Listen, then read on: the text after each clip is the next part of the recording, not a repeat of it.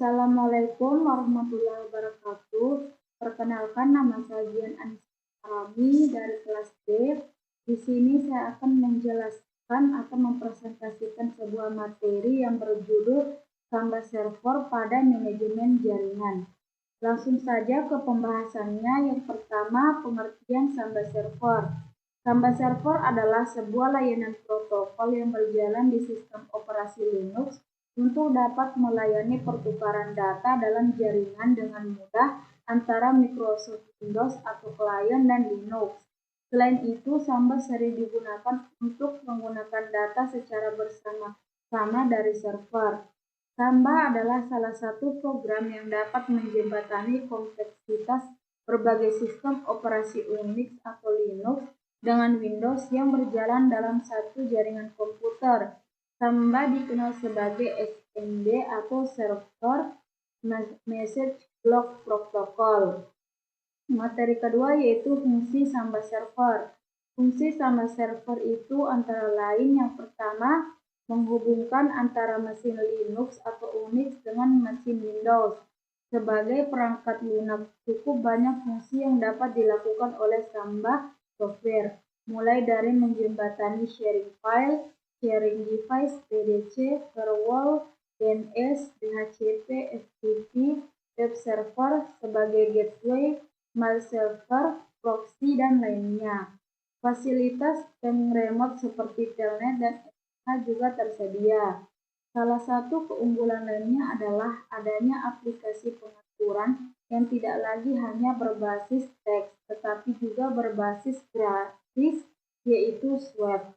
Menempatkan mesin Linux atau Unix sebagai PDC atau Primary Domain Controller, seperti yang dilakukan oleh NT dalam jaringan Windows. Yang kedua, Samba PDC atau Primary Domain Controller bertujuan sebagai komputer yang akan melakukan validasi user kepada setiap klien yang akan bergabung dalam satu domain tertentu. Dengan kata lain, hanya user yang terdaftar yang diizinkan masuk ke domain tersebut dan mengakses semua fasilitas domain yang disediakan.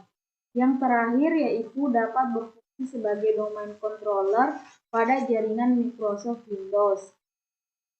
Materi yang ketiga yaitu cara kerja Samba Server. Samba Server bekerja dengan cara menghubungkan komputer-komputer dalam jaringan yang menggunakan sistem operasi yang berbeda-beda, seperti Windows, Linux, dan Mac OS, sehingga mereka dapat saling berbagi file dan printer. Ketika pengguna di komputer klien mengakses sumber daya yang dibagikan, permintaan akses dikirim ke Samba Server melalui protokol SMB. Samba Server kemudian memverifikasi informasi pengguna dan hak akses yang diberikan sebelum memberikan akses ke sumber daya yang diminta. Data yang diminta dikirim kembali ke komputer klien melalui protokol SMB yang kemudian dapat digunakan oleh pengguna sesuai kebutuhan mereka. Materi selanjutnya yaitu komponen Samba Server. Yang pertama, SMBD adalah domain atau program latar belakang yang secara nyata mengatur service sharing file, sistem, dan printer untuk klien. SMBD akan menduplikat dirinya pada saat klien melakukan autentikasi. Bagian yang asli akan kembali ke port 139 untuk mendengarkan permintaan baru, dan bagian duplikat akan mengurusi koneksi terhadap klien. Yang kedua, SMB Client merupakan aplikasi untuk mengakses SMB Resource Share dengan tampilan menyerupai FTP. Yang ketiga, SMB Star merupakan program yang mencadangkan data yang dibagi. Yang keempat, NMB Lookup merupakan program yang membantu pencairan nama dengan menggunakan NetBIOS over TCP atau IP. NM Lookup dapat dimanfaatkan untuk menyelesaikan nama komputer ke nomor IP ataupun sebaliknya. Yang kelima, SMB Password adalah program yang membolehkan administrator mengatur password yang terenkripsi yang dipakai oleh Samba Server. Yang terakhir adalah SMB Status, merupakan program yang memantau status terakhir dari sharing resource yang diberikan oleh Samba Server. Kemudian, kelebihan dan kekurangan Samba Server. Kelebihan Samba Server itu yang pertama dapat digunakan secara gratis atau free tanpa perlu membayar. Kedua, tersedia untuk berbagai macam platform dan distro.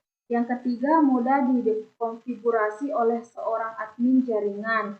Yang keempat, sudah terhubung langsung dengan jaringan. Yang kelima, mudah digunakan sesuai dengan kebutuhan administrator. Dan yang terakhir, mempunyai performa dan fungsi yang maksimal dan jarang ditemui masalah error dalam penggunaannya. Kekurangan Samba Server itu yang pertama, konfigurasi yang kompleks. Konfigurasi awal Samba Server dapat memerlukan pemahaman yang baik tentang pengaturan dan parameter yang ada dalam file smb-conf. Ini dapat menjadi rumit bagi pengguna yang tidak berpengalaman atau baru dalam mengelola server. Yang kedua, performa. Dalam beberapa kasus, Samba Server dapat memiliki kinerja yang lebih rendah dibandingkan solusi berbagi file khusus yang dikembangkan untuk sistem operasi tertentu, terutama saat mengakses file dari sistem operasi yang berbeda. Yang terakhir, dibutuhkan pemeliharaan dan pembaruan. Seperti halnya dengan semua server, Samba Server juga memerlukan pemeliharaan dan pembaruan rutin untuk menjaga keamanan dan kinerja. Hal ini dapat membutuhkan waktu dan upaya tambahan dari pihak administrasi.